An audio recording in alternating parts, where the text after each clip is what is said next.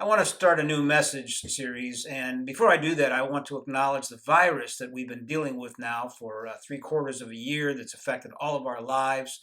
Uh, the virus is a tremendous analogy of our relationship with God. You see, God is a relational being. He created us to live in relationship with Him. The model of that is the Trinity, the Father, the Son, and the Holy Spirit. They live in perfect relationship together. And then God said, I want to create human beings, and I want to have a relationship with them that is as intimate and beautiful as the relationship I have within the Trinity. If you ask the question, why do I exist? Why am I here? Why did God put me here? It's because God loves relationship and He wants to have a relationship with you and with me. So now, what does a virus do? A virus separates, it alienates, it isolates, it distances us. We wear masks. We can't really see each other the way we're used to seeing each other.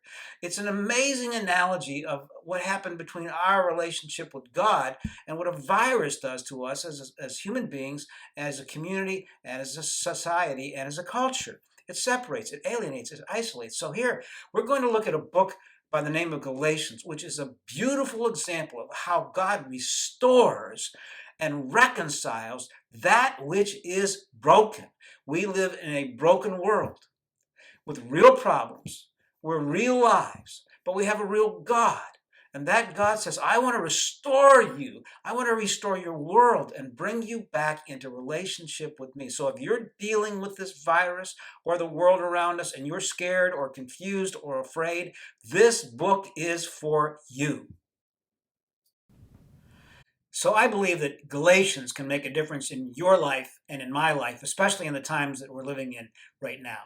So the first question is, why study Galatians? And one of the answers is that Galatians is the clearest expression of the history of salvation that we have in the Bible.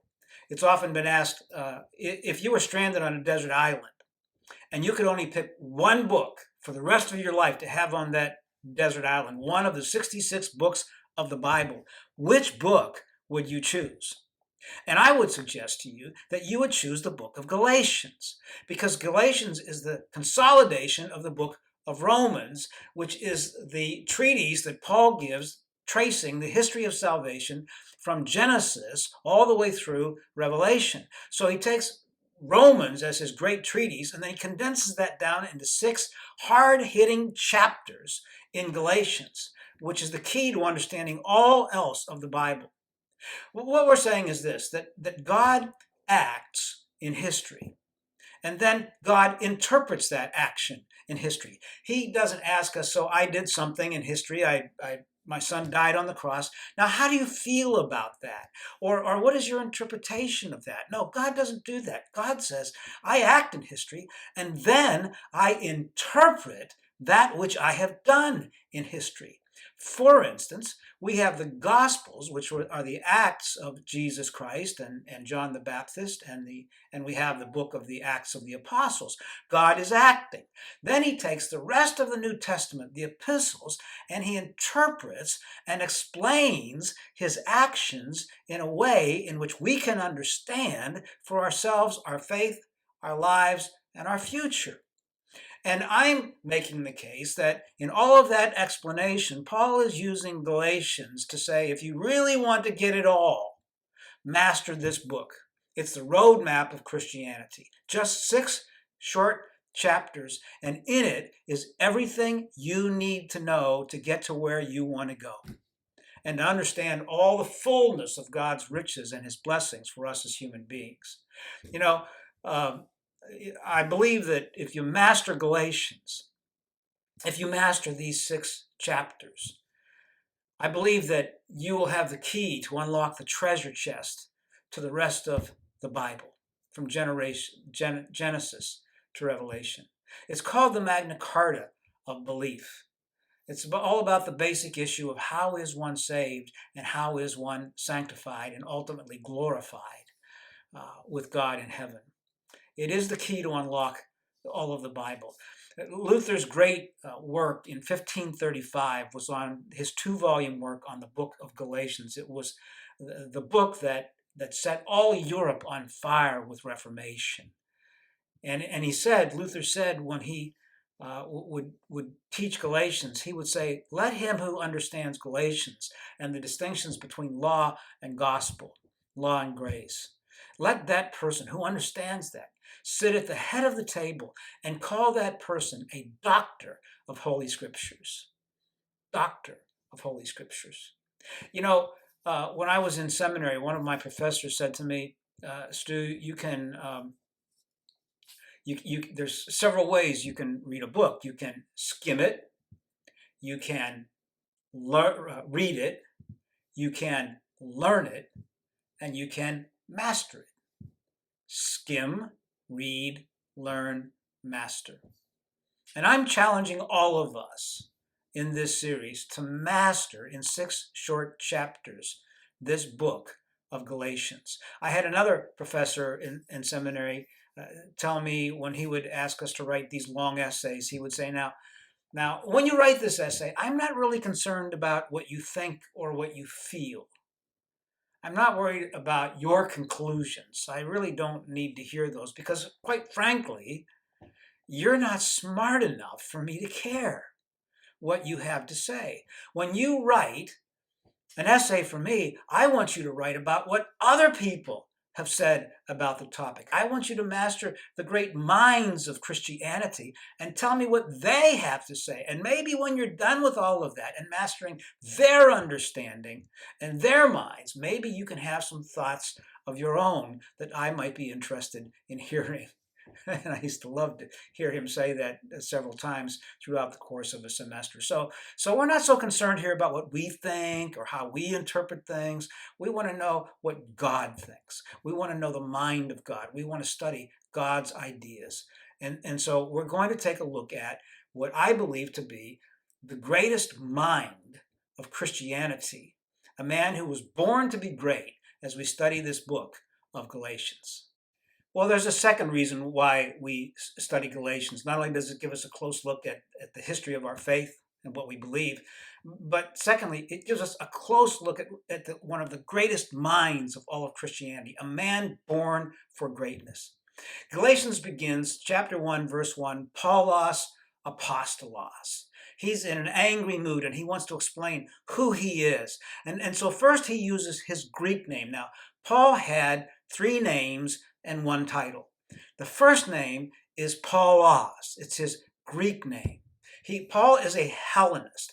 A Hellenist is one who follows the way of Greece. Hellen it really means Elos. Elos. It's not the name of a woman, it's Elos, an Elosist, a Hellenist.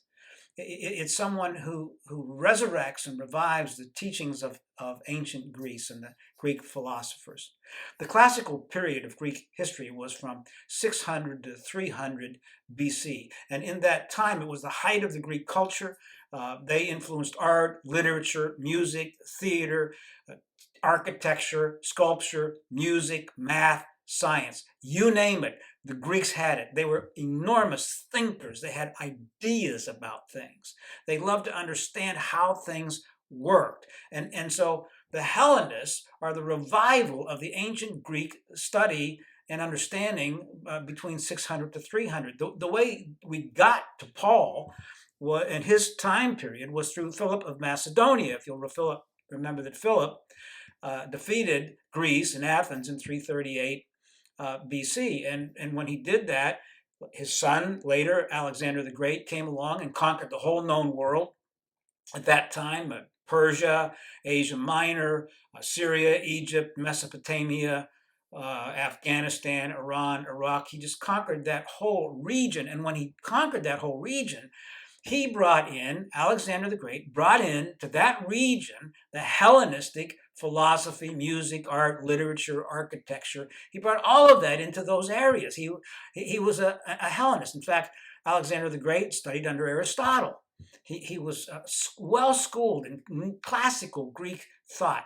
It's called the Age of Colonization, in which Alexander the Great colonized the whole world in the culture of the ancient Greeks. And that lasted until his death in 332. And then, of course, the Romans came in with the rise of the Roman Empire in 31 BC, which is the time we find Paul living in and the time that we find Jesus living in. Now, in terms of Paul being a Hellenist, we find a very interesting passage in Acts 21, verse 39. Listen to how Paul explains himself as he's giving a defense of himself. He writes, Paul answered, I am a Jew, which he was.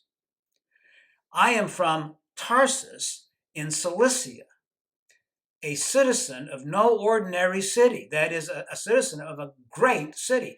Tarsus. Well, we all know where Tarsus is. It's in Cilicia, in Asia Minor, in Turkey to be exact. Tarsus was the capital of that Roman district and province of Cilicia in Turkey. It was a fortified city. It's where the major trade routes crossed each other between Syria and Asia Minor. It had a huge, fertile coastland. It was just a plush, beautiful place. It was known as the seat of classic Greek Hellenistic culture. In fact, Alexander founded one of the first universities in the history of the world there. It was a great university. It was known as rivaling the universities and the study in Athens in Greece for knowledge. It was surpassed in many ways every other ancient university of the time. But not only that, but Tarsus was a seat of luxury and wealth and prosperity, and it was known for its fine linens of flax, and it was known for its tent making. Now, let's just pause here for a second about this tent making thing that we see taking place here, because you're aware that later on in his life, Paul refers to himself as a tent maker. So what does that mean? Well, Tarsus was the capital city of tent making in the ancient world, but not your camper tents. This isn't LL Bean tents that you go and spend a weekend camping out in a sleeping bag in a tent. No, these were the tents that you'd see like in the movie Lawrence of Arabia. They were plush tents. They were homes that people lived in. They had Persian rugs on the floor. They were veritable palaces made out of linen and woven fabrics and textiles. The beauty of them was unsurpassed. Well, they were made in Tarsus, in Arabia. So Paul's living there, and all of this knowledge and wealth and luxury. And as he's doing that, it was said of him, because of his knowledge of the Hellenistic world and his study of the Hellenistic world, scholars say that he was obviously, was one of the greatest writers of all times, if not the most well-read writer of all times, and certainly of all Greek literature of that period. It is said of him that he is unsurpassed in his magnitude of knowledge. It is said of him that had he not been converted, that he would have surpassed Plato and Aristotle and the breadth and the genius of his mind. Now, I don't know if he was at that level or not, but we can say this. He was a genius when it came to a Greek understanding of philosophy and of the explanation of life. Paulos, the Hellenist, the Greek. Now, Paul has a second name. Not only does he have a Greek name, Paulos, he has a Roman name, Paulus. He is a citizen of the Roman Empire. There were three great civilizations in the ancient world. There were the Babylonians around the 1700 BC. There was the Greeks of 600 to 300. And then there came the Romans. Octavian, after he consolidated the empire together, named Augustus the Strong, united the whole empire. It was called the Golden Age of Rome. And Paul is a citizen of Rome at the height of its civilization. He writes when he is arrested, and the Romans want to flog him. A centurion asks him, "Are you a Roman citizen?" Because Roman citizens had special and unique gifts and rights within that civilization. And Paul said, when he was asked, "Are you a Roman citizen?" he said, the commander went to Paul and asked, "Tell me." "Are you a Roman citizen?" And Paul replied, "Yes, I am." He appeals to his Roman citizenship for a fair public trial. He can't be executed. He has rights within the land of Rome. He's different from all the people that don't have that special key of Roman citizenship. Now, question, how could you prove, or how did people know that you actually had Roman citizenship? Well, they tell us that they had little tablets that they carried around with them, little rocks with their name and the place where they were registered for their citizenship. So if someone challenged you, you would show them your stone, Paulos Tarsus. That's where I'm from. And you say, well, I could make up a stone like that myself or carve a little tablet like that myself. How did we protect them? Well, there was a means by which you could be executed, and that was by pretending or faking your Roman citizenship. So when Paul said, I'm Paulos from Tarsus, he could be checked out. He might put you in jail. He might send somebody to Tarsus, might look in the big building where all the little stone tablets are kept, and they'd look up and they'd say, oh yeah, there is Paul from Paulos from Tarsus. Yes, he is a Roman citizen. Come back to where you were, and they'd free you. Don't lose the rock. So Paul's a Roman citizen. He's registered in Tarsus. This is significant. He's got a Hellenistic background and fluent in Greek, and he's a Roman citizen and fluent in Latin and has all the rights of Roman citizenship. So now, one other question, since he's a Roman citizen, how did he, who already said that he was a Jew by birth, become a Roman citizen? Well, we think we get a clue when Paul refers to himself as being a tent maker. Now, remember what was made in Tarsus, not camping tents, but these plush, veritable moving palaces. And there were times when the Romans would permit non-Romans to become citizens if they made some significant, enormous impact or gift to the empire. If they did something of outstanding quality and service that was recognized by Rome as of such value that this person could become a Roman citizen. And so here's Paul coming from a wealthy family, we believe, of fine linens, skilled in the art of tent making. So there he is, a Roman citizen. He tells us later in Galatians 4:5 that this was the fullness of time. It was the first time in the history of the world through the Roman Empire. They weren't great thinkers like the Greeks, but they were great warriors and fighters and conquerors.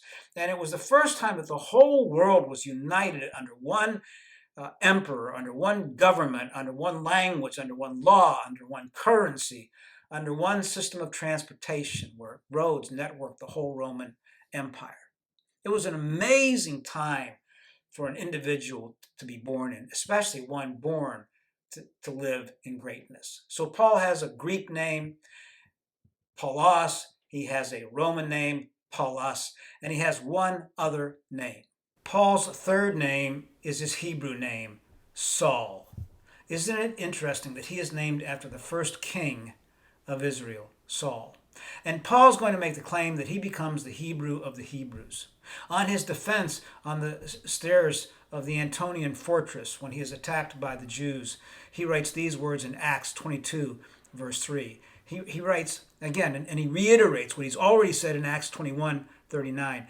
He reiterates, I am a Jew, born in Tarsus of Cilicia, a Hellenistic Jew. But I was brought up in this city of Jerusalem as well. I studied under Gamaliel and was thoroughly trained in the law of our ancestors. I was just as zealous for God as any of you are today. I persecuted the followers of this way to their death, arresting both men and women and throwing them into prison. Oh, so Paul says, yeah, I'm a devout Jew, a Hellenistic Jew from Tarsus, but at an age, because of my brilliance and my understanding of the Greek culture, my family had me brought here to Jerusalem to study under the great Gamaliel. Now, who was Gamaliel? Gamaliel was the Jewish scholar and head of the whole Sanhedrin. The Sanhedrin was made up of the Pharisees and the Sadducees. He was the ultimate ruler in Israel, Gamaliel. And guess what? Paul, this Hellenistic Jew, is brought to Jerusalem to study under him, under Gamaliel. And he is to learn Orthodox Judaism. And not only does he learn it, and does he become one of the most outstanding teachers and students of Orthodox Judaism, but when it comes time to persecute this thing called the Way, which is what early Christians were called. They were called followers of the Way. They saw Jesus' teaching as the Way to some people. And so he says, I was called to persecute the followers of the Way. I was handpicked out of all of the Jewish scholars and of the day, and the scribes and the Pharisees and the Sadducees. I was handpicked to be persecutors of this Way. I was thoroughly prepared for that because I was schooled in the law of Moses. You know, there were three laws and forms of law in ancient Israel. There was the law of the Ten Commandments of Moses. Then there was the oral law, because they didn't have a lot of tablets to write on or papyrus to write on. The people, when they would go to the synagogues and listen and learn, they had developed tremendous memories to memorize things, and they developed oral laws that came out of the Ten Commandments. And if that were not enough, then the Pharisees and the Sadducees developed 613 extra ceremonial laws to tack onto the laws of Moses. So now we've got all of these laws taking place. Dietary laws, laws about the Sabbath, about how far you could travel, outward obedience. We had all these different kinds of laws by the time of Jesus, and certainly by the time of Paul, which Jesus taught the people were incorrect, that they were not bound by these ceremonial laws. So Paul sees the followers of the Way, and they're deserting all of the laws except for the Ten Commandments of Moses, which we're going to talk about in several weeks. But they've done away with the ceremonial laws, as Jesus did away with the ceremonial laws. And so they need to be persecuted. Now, by persecuting them, he says very succinctly, very cogently, and very clearly here, the way I persecuted them, one, I put them to death. We know he was standing there at the martyrdom of Stephen.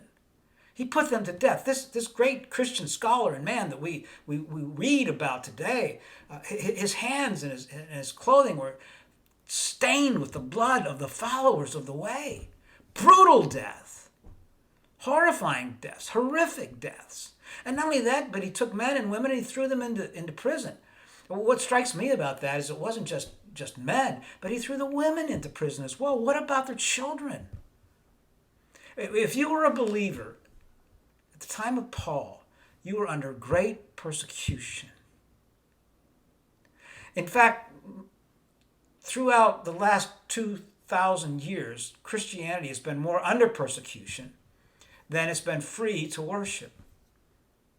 And where it's been free to worship, over time, the church and, in essence, the message of Jesus Christ comes under persecution. Because societies or cultures can't thrive with a belief in God. They want to do away with God. You know, man is the measure of all things. We don't need a God in our culture. And by the way, we're moving clearly in that direction today in our culture here in America. That's why I did the series, Our Faith, Our Culture, and Our Future. We're moving into a neo-orthodox, neo-Marxist, socialistic culture, which does away with the need for the God of the Bible. And when you get rid of that God, the only way to do that is, as Marx said, is eliminate the opiate of the people. You need to eliminate those who believe in a living God, who influences our lives here in this world. So Paul's living in that kind of world. He was seen by the followers of the Way as a terrorist, as Adolf Hitler, as Mussolini. They were terrified of him and the powers that he had been given by the Sanhedrin and the leaders of the Jewish people. This is Paul. This is the Paul that we read. So what have we said so far? Well, he's fluent in Greek, he's fluent in Latin, he's fluent in Aramaic, and he's fluent in Hebrew. He's the Hebrew of the Hebrews. Isn't it amazing how God was preparing this one person? He was born to be great, not as a Hellenist, as he might have thought, and as he's prepared to do battle with the Greek minds of the day when he gets to Athens on Mars Hill. He was born to be great, but not as a Hellenist. He was born to be great, but not as a Roman citizen. He was born to be great, but not as the Hebrew of the Hebrews. He was born to be great as a servant of the living God. And God had been carefully preparing him through his mentors, through the influences, through the places where he had lived. God was carefully preparing him for a conversion experience to be this great servant of God. Now, I just want to close by asking you this question, and again, we will talk more about this in the weeks to come. As you look over your life, get a journal out, a pad and a pen, and write down where you've been schooled, where you've lived, who your mentors were, what your influences were, what places did you live in that were thriving with certain cultures. Because you see, all of that is preparing you and me not just for a vocation or even our avocation. It's God's given us all of that to prepare us to be used as servants of the living God. And I would ask you, as we close this message and prepare for the next one, I would ask you, how has God uniquely prepared you? And are you taking that preparation and those influences and allowing them to be used in your life to advance the kingdom of God with your family, with your friends, and in your local community?